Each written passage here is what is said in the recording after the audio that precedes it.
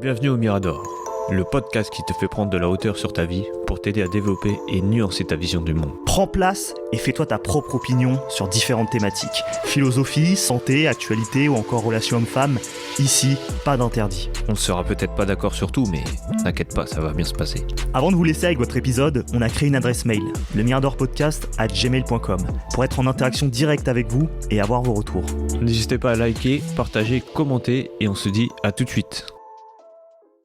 Bonjour à tous, bienvenue sur le podcast du Mirador. On se retrouve pour une nouvelle série sur les lois du pouvoir. On est à la loi 24, soyez un courtisan modèle. Je suis toujours avec Nat. Comment tu vas ? tous, ça va et toi ? Ça va super. Donc on va partir sur le principe sans plus attendre, parce que je sais que vous êtes pressés. Puis la loi est assez particulière, elle est assez exotique et celle-là, inhabituelle. elle est puissante, hein. Donc vous allez nous dire un peu ce que vous en avez pensé, si ça vous plaît, qu'on soit plus dans l'attitude de lecture cette fois, parce qu'il y a beaucoup de choses à lire et on veut que ça reste digeste.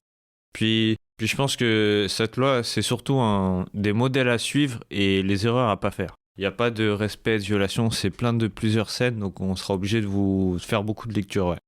Je confirme, c'est dire. Oui, parce qu'elle illustre toutes les techniques qu'on peut utiliser en tant que courtisan. Ouais. Donc, et ça se trouve, il y en a qu'on a fait et qu'on exécute, et d'autres on a fait des erreurs aussi, donc on pourra peut-être en dire si le podcast n'est pas trop long. On va pouvoir se lancer. Vas-y. Je vous lis le principe.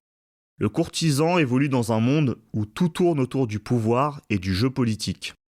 Il doit maîtriser l'art du flou, flatter, s'abaisser devant les grands, et exercer son pouvoir sur les autres de manière aussi courtoise que discrète. Apprenez et appliquez les lois de la cour, et votre ascension ne connaîtra pas de limite. Donc après, on a un texte sur la vie de la cour qui va nous mettre dans le contexte. Donc ça dit que la vie de cour a toujours gravité autour du pouvoir, servant à consolider la hiérarchie et à glorifier le souverain. Être courtisan était autrefois un jeu dangereux, exigeant l'imitation du souverain et la maîtrise de l'art de la manipulation. Les grands courtisans étaient des maîtres du paraître, suscitant la crainte et la faveur du roi. Bien que la cour royale ait perdu de son pouvoir, les cours et les courtisans existent toujours, car le pouvoir persiste. Les leçons des grands courtisans du passé et du présent restent pertinentes pour comprendre les lois immuables du pouvoir politique de la cour. Les lois de la politique à la cour. Évitez l'ostentation. Il n'est jamais prudent de trop parler de soi et d'attirer l'attention sur ses actes. Plus l'on se vante de ses hauts faits, plus l'on éveille les soupçons. L'envie de ses pairs est source de trahison et de perfidie. Il faut tourner 7 fois la langue dans sa bouche avant de clamer ses exploits. Mieux vaut parler moins que les autres et, en général, se montrer modeste. Pratiquez la nonchalance. N'ayez jamais l'air de faire d'efforts. Le talent doit paraître naturel. Mieux vaut passer pour un génie que pour un bourreau du travail. Même lorsqu'une tâche exige un dur labeur, il faut jouer la souplesse et la décontraction. L'exhibitionniste, de celui qui transpire sang et eau, est une forme d'ostentation. Il vaut mieux que l'on s'émerveille de l'essence avec laquelle vous êtes parvenu à vos fins, plutôt que de se demander pourquoi cela a exigé autant de travail. Flattez avec parcimonie. Vos supérieurs ont beau sembler avides de flatterie, l'abus des bonnes choses leur fait perdre leur valeur. La flagornerie éveillera des soupçons même parmi vos pairs. Apprenez à flatter indirectement, en minimisant votre propre contribution. Par exemple, pour que le maître en sorte grandi. Arrangez-vous pour être remarqué. C'est un paradoxe. Il ne faut pas trop briller et pourtant on doit se faire remarquer. À la cour de Louis XIV, toute personne à qui le roi accordait un regard grimpait immédiatement dans la hiérarchie de la cour. Vous n'avez aucune chance de gravir les échelons si le souverain ne vous remarque pas dans la marée des courtisans. Cette tâche exige beaucoup de talent. Souvent, au début, il suffit d'être vu, au sens littéral du terme. Soignez votre présentation, puis tâchez de vous créer un style, subtilement distinctif. Modulez votre style et votre langage en fonction de votre interlocuteur. Il est fatal d'afficher un égalitarisme primaire. Le fait de parler et d'agir de la même façon avec chacun, quel que soit son rang, n'est pas une marque de raffinement, mais une terrible erreur. Ceux qui sont en dessous de vous le prendront à juste titre, comme une forme de condescendance, et ceux qui sont au-dessus de vous en seront offensés, même s'ils ne l'admettent pas. Vous devez adapter votre style et votre manière à chaque personne. Ne mentez pas, changez de peau. C'est un art, et non un talent inné. Apprenez cet art. C'est aussi vrai de la grande variété de cultures que l'on trouve dans le monde moderne. Ne considérez jamais vos critères de comportement et de jugement comme universels. L'incapacité à s'adapter à une autre culture est le comble de la barbarie et source de préjudices considérables. Ne soyez jamais le messager des mauvaises nouvelles. Messager qui apporte des mauvaises nouvelles, c'est un cliché, mais il récèle une certaine vérité. Faites des pieds et des mains, et si nécessaire, mentez et trichez pour être sûr que le fardeau des mauvaises nouvelles tombe sur un collègue et jamais sur vous. Apportez uniquement de bonnes nouvelles et votre maître se réjouira à votre vue. Ne faites jamais preuve de familiarité déplacée avec votre maître. Il ne veut pas d'un ami comme subordonné, il veut un subordonné.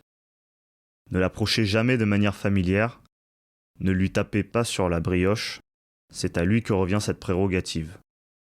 S'il convient de traiter avec vous à ce niveau, restez quand même vigilant. Dans le cas contraire, marquez clairement la distance. Ne critiquez jamais vos supérieurs directs. Cela peut paraître évident, mais il arrive qu'une certaine forme de critique soit nécessaire. Ne rien dire, ne donner aucun conseil vous conduirait à des risques d'un autre genre. Apprenez toutefois à présenter votre conseil et vos critiques de manière aussi indirecte et polie que possible. Procédez de manière détournée, jouez sur la subtilité et la gentillesse. Demandez rarement des faveurs à vos supérieurs. Rien n'irrite plus un maître que d'avoir à rejeter une requête. Il en éprouve des remords et du ressentiment. Demandez des faveurs aussi rarement que possible, sachez vous taire. Plutôt que tirer sans cesse la couverture à vous, il vaut mieux gagner les faveurs que le maître vous accordera volontiers. Plus important, ne demandez pas de faveur pour quelqu'un d'autre, surtout pour un ami. Ne plaisantez jamais sur le physique ni sur le goût de quiconque. La vivacité d'esprit et le sens de l'humour sont des qualités essentielles pour un bon courtisan. Et la gauloiserie est parfois bienvenue. Mais évitez toute plaisanterie sur le physique et le goût, domaine extrêmement sensible, en particulier pour vos supérieurs. Ne vous y aventurez pas. Même en leur absence, vous creuseriez votre tombe. Ne soyez pas systématiquement cynique. Exprimez votre admiration pour le bon travail des autres. Si vous raillez constamment vos égaux et vos subordonnés, certaines critiques rejailliront sur vous et vous suivront partout. Les gens n'aiment pas les sarcasmes, cela les irrite. En louant les œuvres des autres, paradoxalement, vous attirez l'attention sur les vôtres. La capacité d'exprimer émerveillement et étonnement en toute sincérité est un talent en voie de disparition. Mais celui qui le possède est extrêmement apprécié. Sachez vous juger. Le miroir est une invention miraculeuse. Sans lui, on multiplierait les impairs contre la beauté et le bon goût. On a aussi besoin d'un miroir moral. Les autres jouent parfois ce rôle en vous disant ce qu'ils pensent de vous, mais ce n'est pas la méthode la plus efficace. Vous devez être votre propre miroir. Apprenez à vous voir avec les yeux des autres. Êtes-vous trop obséquieux? Faites-vous trop d'efforts pour vous plaire? Avez-vous l'air de rechercher l'attention à tout prix, comme si vous étiez sur le déclin? Observez-vous attentivement et vous éviterez 1000 gaffes.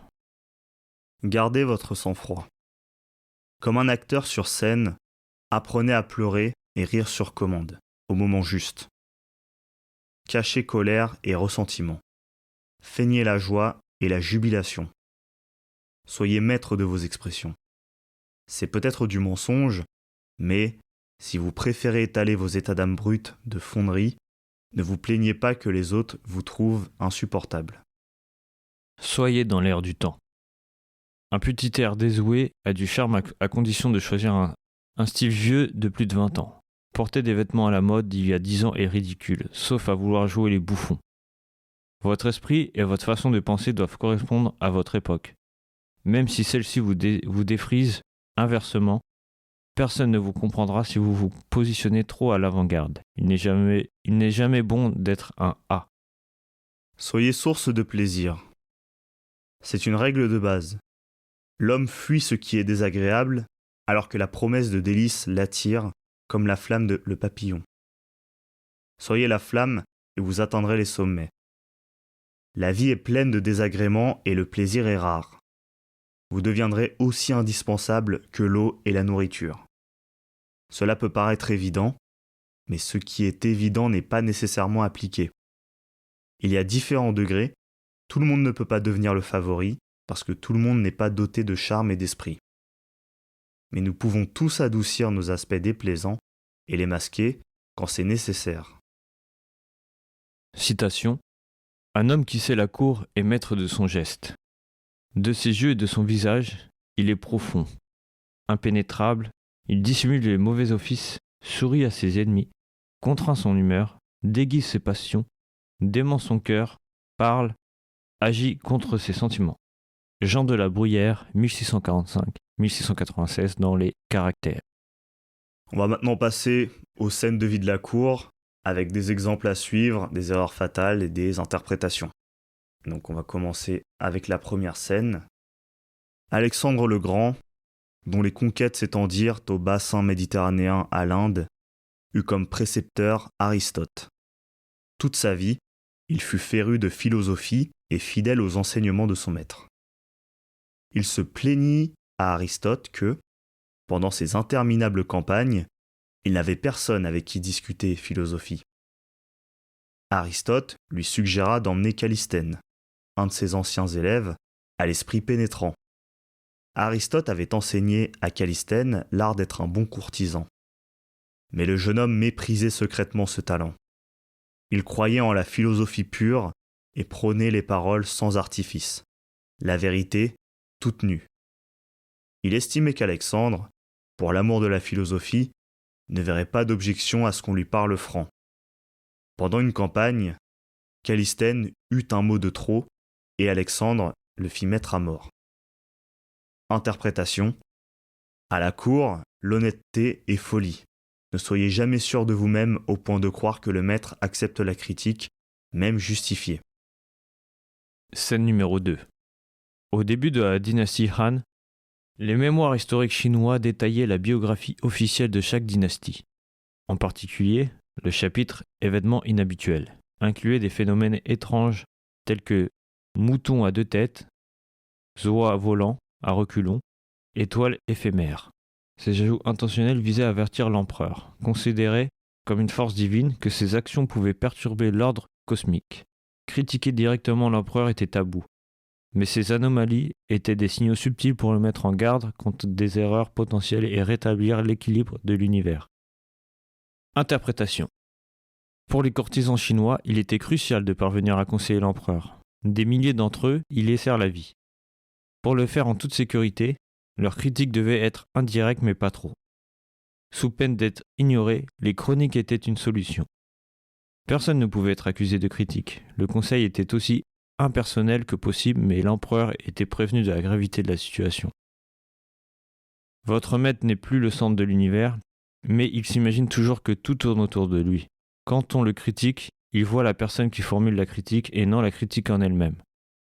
Comme les courtisans chinois, vous devez trouver un moyen de disparaître derrière l'avertissement, utiliser des symboles et autres détours pour dépeindre les problèmes à venir sans mettre la tête sur le billot. Scène 3. Au début de sa carrière, l'architecte Jules Mansart fut engagé par le roi Louis XIV pour concevoir des améliorations mineures du château de Versailles. Pour chaque projet, il était censé dessiner les plans et s'assurer qu'il suivait à la lettre les instructions du roi. Il les présentait ensuite à Sa Majesté. Le courtisan Saint-Simon a décrit la façon qu'avait Mansart de traiter avec le roi. L'adresse de Mansart était d'engager le roi par des riens en apparence, en des entreprises fortes ou longues, et de lui montrer des plans imparfaits, surtout pour ses jardins, qui, tout seuls, lui missent le doigt sur la lettre. Alors Mansart s'écriait qu'il n'aurait jamais trouvé ce que le roi proposait, Il éclatait en admiration, protestait qu'auprès de lui, il n'était qu'un écolier, et il le faisait tomber de la sorte où il le voulait, sans que le roi s'en doutât le moins du monde. À l'âge de 30 ans, ayant utilisé cette méthode à plusieurs reprises, Mansart reçut du roi une commande prestigieuse. Bien que moins talentueux et expérimenté qu'un certain nombre d'autres architectes français, il fut chargé de l'agrandissement de Versailles et était devenu l'architecte du roi. Interprétation. Dans sa jeunesse, Mansart avait vu nombre d'artisans au service du roi Louis XIV perdre leur poste, non par manque de talent, mais à cause d'erreurs de comportement qui leur avaient coûté cher. Il avait retenu la leçon. Mansart s'est toujours efforcé de faire en sorte que Louis XIV se sente grandi en le flattant aussi publiquement que possible. N'imaginez jamais que le talent fait tout. À la cour, l'art de courtiser est plus important que le talent. Ne passez jamais tant de temps sur vos études que vous en négligez l'aspect diplomatique. Le talent suprême, c'est de faire passer le maître pour plus doué que son entourage. Scène 4. Jean-Baptiste Isabey, peintre officieux de la cour de Napoléon, fut sollicité lors du congrès de Vienne en 1814 pour immortaliser la défaite de Napoléon et les négociations qui allaient redessiner l'Europe. Les deux principaux négociateurs, Talleyrand et le duc de Wellington, revendiquèrent le rôle central dans le tableau. Face à ce dilemme, Isabey, soucieux d'éviter tout incident diplomatique, décida de représenter une vaste pièce remplie de diplomates. Le duc de Wellington y entrait, attirant tous les regards, tandis que Talleyrand était positionné au centre, satisfaisant ainsi les deux parties sans compromettre la paix et la concorde nécessaire à l'époque. Interprétation. Il est souvent difficile de satisfaire le maître, mais satisfaire deux maîtres en même temps exige le génie d'un grand courtisan. De telles situations sont courantes à la cour. En prêtant allégeance à tel maître, on déplaît à tel autre. Il faut trouver le moyen de naviguer adroitement entre Charybde et Scylla. Chaque maître doit recevoir son dû. Ne suscitez jamais le ressentiment de l'un en faisant plaisir à l'autre. Scène 5. Georges Brumel, le beau Brumel, était renommé à la fin du XVIIIe siècle pour son élégance inégalée et son esprit vif. En créant la tendance des chaussures à boucles, il devint l'icône des dandys, influençant même la garde-robe du prince de Galles. Brumel, maître du nœud de cravate, captivait Lord Byron lui-même. Cependant, sa notoriété atteignit son apogée lorsqu'il ridiculisa le prince en le surnommant Big Ben, en raison de sa corpulence. Malgré une pension royale, Brumel finit par chuter en disgrâce. Sa persistance dans l'arrogance le plongea dans la dette et il fut abandonné de tous. La solitude et la misère l'accompagnèrent jusqu'à sa mort. Interprétation. Les mots d'esprit du beau Brumel étaient appréciés par le prince de Galles, mais l'arbitre des élégances ne pouvait se permettre de plaisanter impunément sur le physique du prince, surtout devant lui. Ne vous moquez jamais de l'embonpoint d'une personne, même indirectement, surtout s'il s'agit de votre maître. Les oubliettes de l'histoire sont peuplées de gens qui se sont permis de telles facéties aux dépens de leurs protecteurs. Scène 6.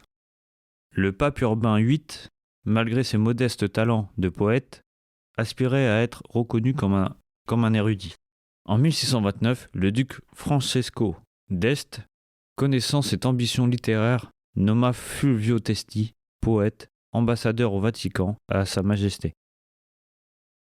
Dans une lettre au duc, Testi raconte que le pape souriant lui lut 2 longs poèmes à la manière de Pindare, l'un dédié à la très sainte Vierge et l'autre à la comtesse Mathilde. Testi, prudent, réagit avec des éloges, même s'il reste incertain de ses propres pensées. Plus tard, le duc visita le pape et récita les poèmes, provoquant la joie débordante du pape. Interprétation. En matière de goût, vous ne serez jamais trop obséquieux avec votre maître. Le goût est la pierre de touche de la susceptibilité. Ne remettez jamais en cause le goût du maître. Ne le contestez jamais. Sa poésie est sublime, sa mise irréprochable et ses manières, un modèle pour tous. Scène 7. Un après-midi, le marquis Zhao, seigneur des Han de 358 à 333 avant Jésus-Christ, tomba ivre-mort dans les jardins du palais. Le gardien de la couronne, dont la seule tâche consistait à s'occuper du couvre-chef impérial, passa par là et vit son maître endormi sans manteau. Comme il faisait frisquet, le gardien de la couronne posa son propre manteau sur le maître et s'en alla. Quand Zhao s'éveilla et qu'il vit le manteau sur lui, il demanda à ses valets : « Qui a posé ce vêtement sur moi ?» Le gardien de la couronne, répondirent-ils. L'empereur fit immédiatement appeler le gardien du manteau et le fit punir pour avoir négligé ses devoirs. Puis il manda le gardien de la couronne et le fit décapiter. Interprétation. N'outrepassez jamais les limites qui vous sont fixées. Faites ce que l'on attend de vous au mieux de vos capacités, sans plus. Le fait de penser qu'en faisant plus, on fait mieux est une erreur courante. Il n'est jamais bon d'en faire trop. C'est comme si l'on essayait de masquer une défaillance. En accomplissant une tâche que l'on ne vous a pas demandée, vous ne faites qu'éveiller les soupçons. Si vous êtes gardien de la couronne, gardez-la comme la prunelle de vos yeux et réservez votre philanthropie pour les moments où vous n'êtes pas à la cour. Scène 8. Un jour, le peintre italien Fra Filippo Lippi et quelques amis partirent en bateau au large d'Ancône pendant leurs loisirs, mais furent capturés par 2 galères morts. Ils furent emmenés en barbarie et vendus comme esclaves. Filippo travailla comme esclave pendant 18 mois sans espoir de retour en Italie. Pendant sa captivité, Filippo eut l'occasion de faire un portrait de son propriétaire mauresque sur le mur de sa cellule, utilisant un morceau de charbon de bois. La qualité exceptionnelle du portrait émerveilla le propriétaire, qui considéra ce talent comme un miracle divin. Impressionné, le propriétaire accorda immédiatement la liberté à Filippo et le prit à son service à la cour. La réputation artistique de Filippo s'étendit rapidement, attirant l'attention de personnalités importantes du Maghreb. En reconnaissance de l'honneur qui lui était ainsi rendu, le maître de Filippo décida de le renvoyer en Italie. Interprétation. Nous travaillions dur pour un autre, comme si nous avions été capturés par des pirates et vendus comme esclaves. Mais, à l'instar de Fra Filippo, sauf peut-être un degré moindre, la plupart d'entre nous possèdent un talent qui nous distingue des autres. Faites cadeau à votre maître de vos talents, et vous surplanterez les autres courtisans. Si nécessaire, laissez-le en tirer les honneurs. Cela ne durera pas. Utilisez-le comme marchepied. C'est le moyen de montrer votre talent et, en fin de compte, de racheter votre liberté. Scène 9. Un jour, le domestique du roi Alphonse Ier d'Aragon lui raconta que, la nuit précédente, il avait eu un rêve. Le roi lui faisait un cadeau d'armes, de chevaux et de vêtements. Alphonse Ier, qui était noble et généreux, décida qu'il serait amusant que ce rêve devienne réalité. Il offrit au domestique ce dont il avait rêvé. À quelque temps de là, le même domestique annonça au roi qu'il avait eu un autre rêve et que, cette fois-ci, Alphonse lui avait donné une quantité considérable de florins d'or. Le roi sourit et dit : « Dorénavant, ne crois plus en tes rêves, ils mentent. » Interprétation. Dans sa réaction au premier rêve du domestique, Alphonse avait l'initiative. En réalisant ce rêve, il se substituait à la providence divine, avec humour et élégance. Mais, au second rêve, tout semblant de magie avait disparu. Rien n'est plus laid qu'une tentative d'escroquerie. Ne demandez jamais trop et sachez vous arrêter. C'est la prérogative du maître que de donner, quand il veut et ce qu'il veut, sans que personne ne l'y incite. Ne lui offrez pas l'occasion de rejeter vos demandes. Mieux vaut gagner des faveurs en les méritant, en sorte qu'elles soient accordées sans avoir été demandées. Scène 10. Le peintre paysagiste anglais J.M. Turner, 1775-1851, était connu pour la singularité de ses couleurs, auxquelles il donnait luminescence comme irisée. Ses peintures étaient si étonnantes que les autres artistes redoutaient de voir ses œuvres accrochées à côté des leurs. Celles-ci en devenaient ternes. Le peintre Sir Thomas Lawrence eut une fois la malchance de voir le chef-d'œuvre de Turner Cologne placé entre deux de ses œuvres dans une exposition. Lawrence se plaignit amèrement au propriétaire de la galerie qui refusa d'intervenir. Après tout, il fallait bien qu'il y ait des tableaux à côté de celui de Turner. Mais Turner eut vent de sa plainte et, avant l'ouverture de l'exposition, il barbouilla le lumineux ciel doré de Cologne et le rendit aussi terne que les ciels de Lawrence. En voyant le résultat, un ami de Turner fut horrifié. « Qu'as-tu fait à ton tableau ?» Le pauvre Lawrence de fumée. On l'essuiera après l'exposition. Interprétation. Les craintes des courtisans concernent le plus souvent le maître, source des plus grands dangers. Pourtant, c'est une erreur d'imaginer que seul le maître détermine votre destin. Vos égaux et vos subordonnés jouent aussi un rôle important. La cour est un creuset qui bouillonne de ressentiment, d'inquiétude et de jalousie puissante. Il vous faut apaiser tous ceux qui pourraient vous nuire un jour. Calmer leurs ressentiments et leurs envies et diriger leur hostilité sur quelqu'un d'autre. Turner, qui était un grand courtisan, savait que sa bonne fortune et sa réputation dépendaient aussi bien de ses collègues peintres que des marchands et des maîtres. Combien de grands sont tombés à cause de collègues envieux? Mieux vaut atténuer temporairement son rayonnement qu'essuyer les flèches des envieux. Scène 11. Winston Churchill était peintre amateur et, après la Seconde Guerre mondiale, les collectionneurs s'arrachèrent ses tableaux. L'éditeur américain Henry Luce, créateur des magazines Time and Life, avait un paysage de Churchill dans son bureau personnel à New York. Au cours d'un voyage aux États-Unis, Churchill rendit visite à Luce et les deux hommes regardèrent ensemble le tableau. L'éditeur remarqua : « C'est un beau tableau, mais je pense qu'il manque quelque chose au premier plan, un mouton peut-être. » Le jour suivant, le secrétaire de Churchill appela l'éditeur et, à sa grande consternation, lui demanda de renvoyer le tableau en Angleterre. Luce s'exécuta, mortifié d'avoir peut-être offensé l'ancien Premier ministre. Quelques jours plus tard cependant, le tableau lui fut renvoyé avec une légère modification. Un petit mouton paissait au premier plan. Interprétation. Churchill dépassait Luce de la tête et des épaules, tant en stature qu'en réputation, mais Luce était incontestablement un homme de pouvoir. On pouvait vaguement les considérer sur un pied d'égalité. Mais que pouvait craindre Churchill d'un éditeur américain? Pourquoi s'incliner devant la critique d'un amateur? Une cour, en l'occurrence le milieu des diplomates et des hommes d'État, et aussi les journalistes qui les courtisent, est un lieu de dépendance mutuelle. Il est déconseillé d'égratigner le goût des hommes de pouvoir, même s'ils sont en dessous de soi ou des égaux. En se montrant capable d'avaler les critiques d'un Luce, Churchill se conduisit en courtisan hors pair. Peut-être la modification apportée à son tableau témoignait-elle d'une certaine condescendance, mais de manière si subtile que Luce ne s'en rendit pas compte. Imiter Churchill, ajouter un mouton. Il est toujours utile de se montrer obligeant, même si l'on ne se sert pas de maître. Voilà, on a fini pour les scènes. Maintenant, il met un conseil à la fin. On a une histoire, c'est un conseil.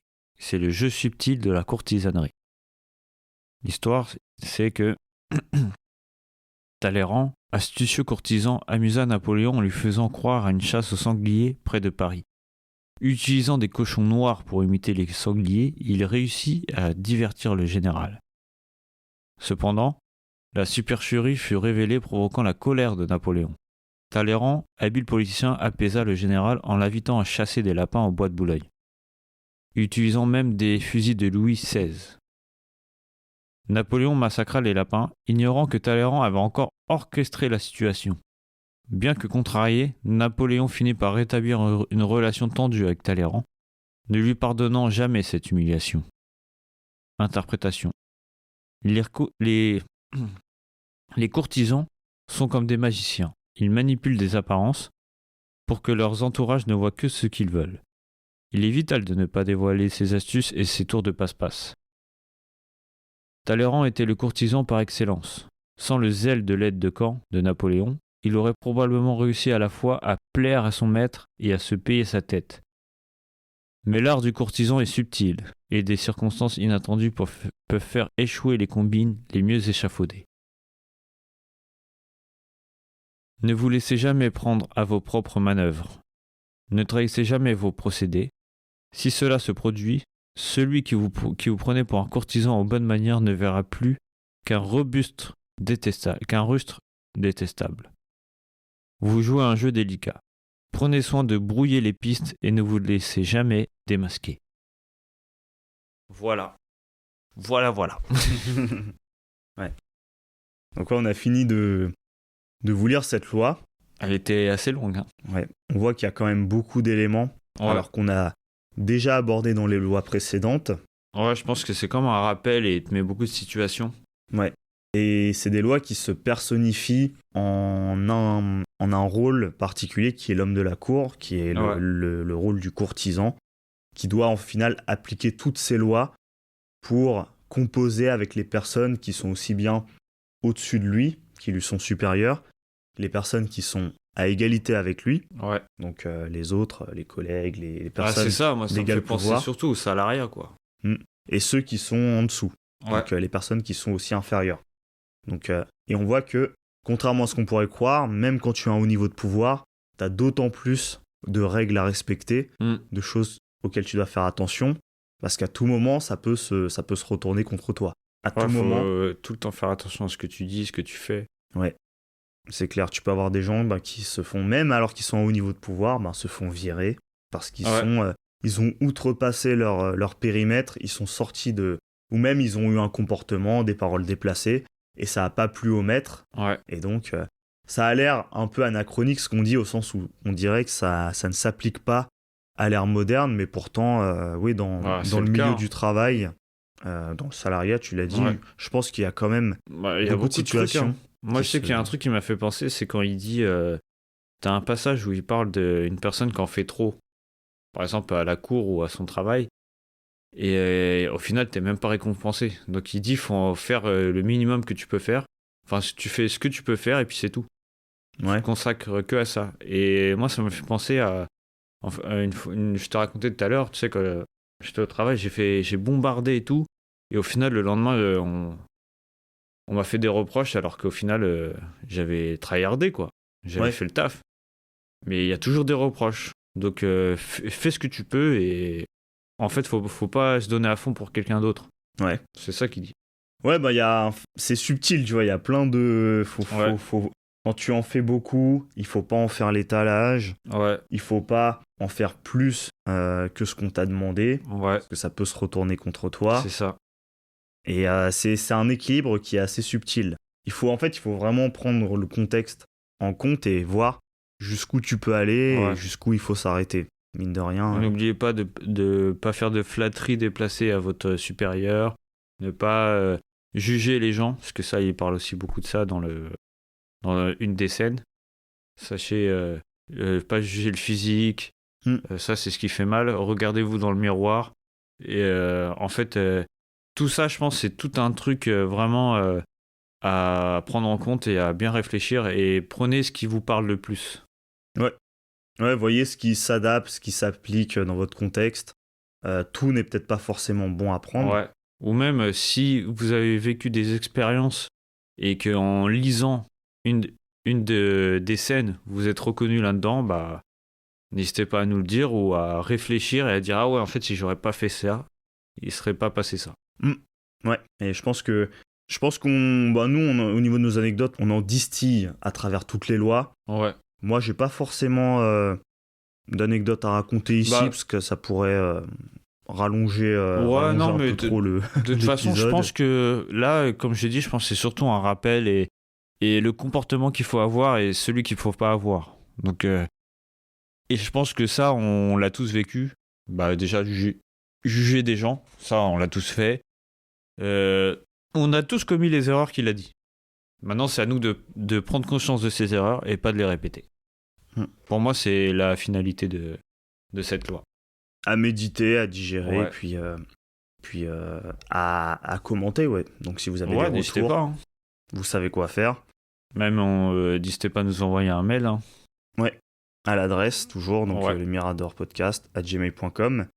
Et nous, on va vous laisser là pour ce podcast, pour cette 24e loi du Ouais. pouvoir. Et Putain, on est à se la dit- moitié quand même. Hein. Ouais, c'est un peu une loi témoin, puisqu'on passe, Ah ouais, on a on passé passe un dans la cap. seconde partie des lois à partir de celle-là. Donc Ouais. on se dit à la prochaine pour la loi 25. Yes. Salut à tous. Salut.